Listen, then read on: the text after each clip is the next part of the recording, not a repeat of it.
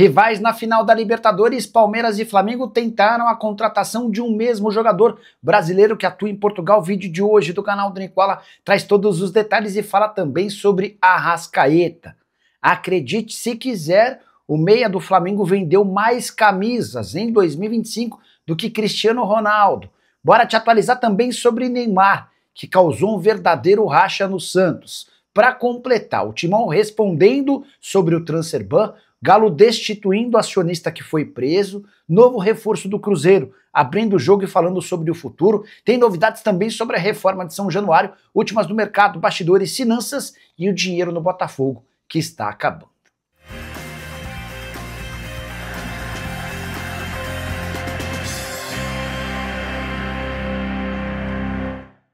Fala aí pessoal, sou Jorge Nicola, bem-vindos a mais um vídeo do canal. Sem perder tempo, pedir para deixar like, se inscrever no canal e ativar as notificações. Antes das notícias, convite super importante. Que tal fazer parte do meu grupo do Telegram e receber de forma gratuita e diária dicas e sugestões das melhores apostas do futebol? Pois é, tem muita gente cobrando e cobrando alto para dar dicas. Você no meu grupo do Telegram vai receber essas sugestões de graça. Para participar é só clicar no link do comentário fixo ou da descrição do vídeo. Vai ser direcionado para o meu grupo do Telegram. A partir daí basta me seguir. Combinado?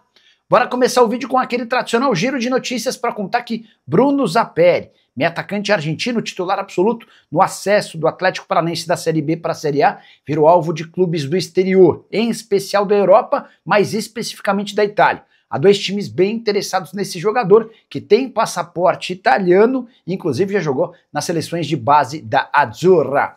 Bora falar agora sobre como é que vai funcionar o fair play financeiro no futebol brasileiro, que já tem data para estrear 1º de janeiro de 2026. CBF apresentou uma série de novidades relacionadas a esse tema nessa quarta-feira. Separei as principais.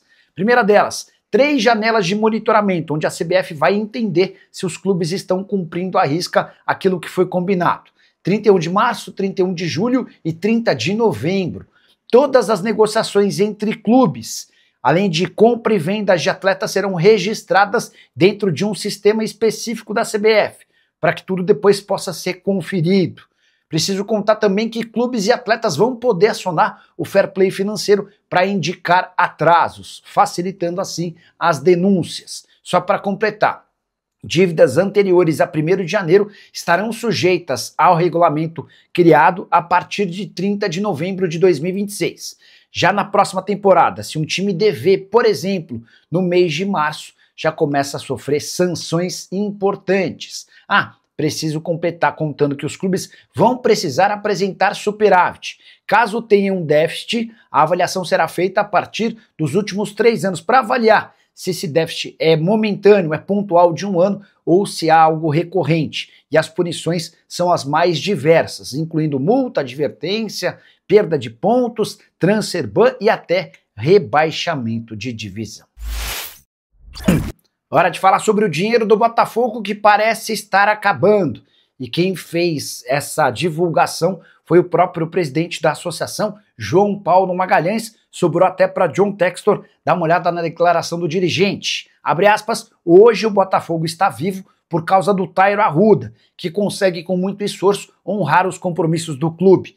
Os investidores estrangeiros entraram em briga e não estão mais aportando dinheiro no Botafogo.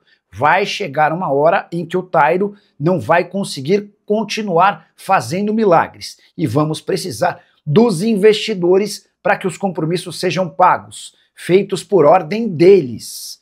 O João Paulo Magalhães completa dizendo: só estou vendo esforços deles em relação ao Lyon, clube que só existe hoje por conta das inúmeras ajudas que o Botafogo garantiu.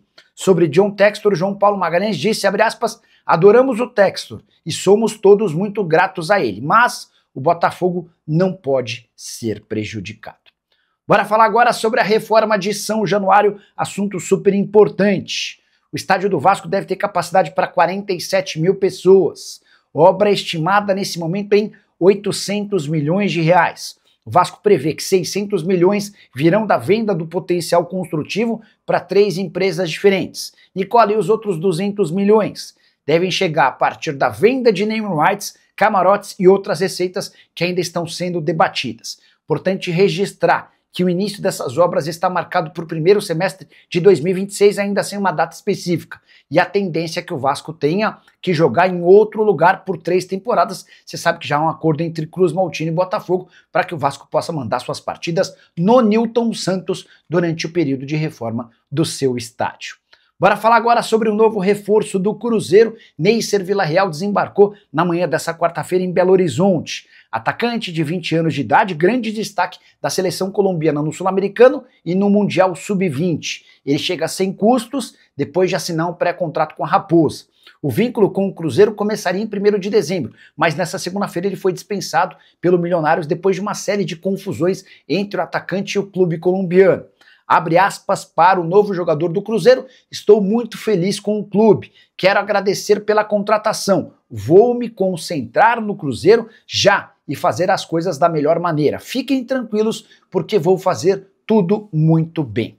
Essa declaração do Villarreal indica a preocupação do próprio atleta com o seu filme relativamente queimado diante de um ano de muitas turbulências. Ele chega ao Cruzeiro com fama de bad boy, embora de muito bom jogador, atacante que foi artilheiro do Sul-Americano e um dos principais goleadores do Mundial. Entre as confusões que ele arranjou lá na Colômbia, tem o fato de nem ter voltado da Copa do Mundo Sub-20. Jogou pela seleção colombiana e não se reapresentou ao Milionários, que inclusive ameaçou processá-lo na FIFA e processar também o Cruzeiro. O Neisser Villarreal ainda aprontou uma outra durante toda a dificuldade, porque o Milionários queria renovar o contrato e ele era contrário. O Villarreal apareceu numa live vestindo a camisa de um rival do Milionários, o que lhe causou uma multa e o obrigou a fazer um pedido de desculpas públicas. Se colocar a cabeça no lugar, parece que o Cruzeiro está contratando uma grande joia do futebol na América do Sul.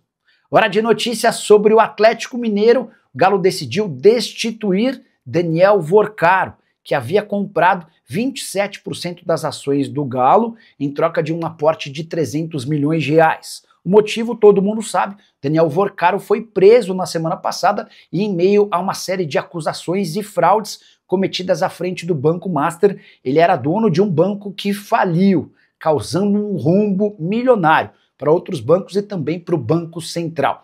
Vorcaro, inclusive, foi preso pela Polícia Federal enquanto se preparava para embarcar rumo aos Emirados Árabes do seu avião particular em Guarulhos. Importante contar que a cadeira do Vorcaro no Conselho de Administração não existe mais para ele. Agora o Atlético vai numa próxima reunião debater sobre quem vai substituí-lo. A grande pergunta que fica: mas e as ações do Vorcaro? O Atlético ainda não tem uma posição definitiva. A tendência é que o clube coloque esses 27% de ações à venda, por um preço a ser definido. Só estou muito curioso para saber se o Vorcaro consegue receber o dinheiro de volta e em quais condições. Dá para dizer também que se Rafael e Rubens Menin quiserem adquirir esse percentual que pertence ao Vorcaro, eles têm essa premissa e por valores bem inferiores aos investidos pelo ex-dono do Banco Master. Hora de falar sobre o Corinthians. O presidente Osmar Stabile resolveu quebrar o silêncio e falou sobre os transfer bans. O Corinthians tem hoje 2 punições contra si: 41 milhões de reais que deve ao Santos Laguna e mais 44 milhões a Matias Rojas. O presidente alvinegro disse o seguinte, abre aspas: estamos trabalhando diuturnamente para resolver os problemas de pagamento dos processos que temos. Queremos resolver até dezembro. Importante contar que a gente está no finalzinho do mês de novembro e não há nenhum indício no Corinthians de que os 85 milhões de reais necessários para a quitação desses 2 problemas já tenham chegado aos cofres alvinegros. A salvação alvinegra pode vir do título da Copa do Brasil. O campeão desse ano embolsa 77 milhões de reais. O Corinthians teria praticamente todo o dinheiro à sua disposição para a quitação do transfer ban. Mas para ser campeão da Copa do Brasil, o Timão vai precisar melhorar bastante, até porque o adversário da semifinal é o Cruzeiro. Adversário do Timão no último final de semana, o Cruzeiro enfiou 3-0 no Corinthians e só não foi 4 por conta da anulação de um gol absolutamente legítimo. Pergunta que eu deixo para você, torcedor do Corinthians: dá para acreditar na chance de seu time se sagrar campeão da Copa do Brasil? Já uso o espaço para comentário para registrar a sua opinião. Hora de falar sobre Neymar, que causou um racha, mais um no Santos. A notícia da terça-feira dava conta de que ele vai precisar passar por uma artroscopia, uma cirurgia no joelho esquerdo por conta de um problema no menisco, mesmo o joelho esquerdo que tem o afetado há bastante tempo. Dessa maneira, com a cirurgia do menisco, o Neymar não jogaria mais nessa temporada, mas o atacante está decidido a fazer infiltrações, adiando dessa maneira a cirurgia para que ele possa ter condição de participar dos 3 últimos jogos do Santos no Campeonato Brasileiro. O problema é que o pai do Neymar, que é também seu representante, é contrário à ideia da infiltração e do adiamento da cirurgia, com medo de um agravamento da lesão no joelho esquerdo que já tem dado tantos problemas. Marcelo Teixeira, presidente do Santos, e Neymar pai andaram inclusive se estranhando por mais esse episódio envolvendo o principal atleta do clube, Neymar, cujo salário, direito de imagem e luvas que giram na casa dos 4 milhões e 100 mil reais por mês. Só para completar, registrar que Neymar, com esse problema no joelho esquerdo, participou da atividade com o restante do elenco nessa quarta-feira, levantando a suspeita de que ele já está usando a infiltração para ter condição de jogo próxima à partida do Santos, extremamente importante. Contra o Sport na Vila Belmiro, o Santos hoje está na zona do rebaixamento e precisa vencer o lanterna da competição para deixar o Z4. Você sabia que a Arrascaeta vendeu mais camisas em 2025 do que Cristiano Ronaldo? Pelo menos é o que garante um levantamento da Euroméricas Sport Marketing. De acordo com esse levantamento, o Arrascaeta foi o 6º atleta no mundo com mais camisas vendidas. 975 mil camisas do Arrascaeta foram comercializadas, muito impulsionado pela força do Flamengo.